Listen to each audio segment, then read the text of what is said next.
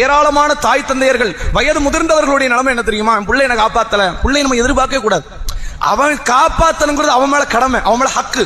அதை அவன் செய்யலன்னா மறுமை நாளில் அவன் சொர்க்கம் நுழைய முடியாது என்ற அளவிற்கு மார்க்கம் சொல்லுது.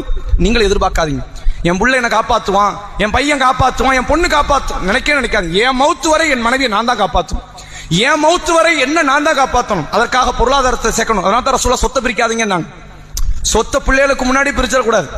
இந்த வீட்டை நீ வச்சுக்க, அந்த வீட்டை நீ வச்சுக்க, அந்த தோட்டத்தை நீ வச்சுக்க. கடைசி நீ அவன்கிட்ட கை கட்டி நிக்கணும், அவன்கிட்ட கெஞ்சணும், அவன்கிட்ட கையேந்து நிக்கணும். நீ சொத்தை வச்சிருக்கிற வரைக்கும், உனது பொருளாதாரத்தை நீ பாதுகாக்கிற வரைக்கும் நீ தான் ராஜா. உன்கிட்ட அவன் கை கட்டி நிற்பான்.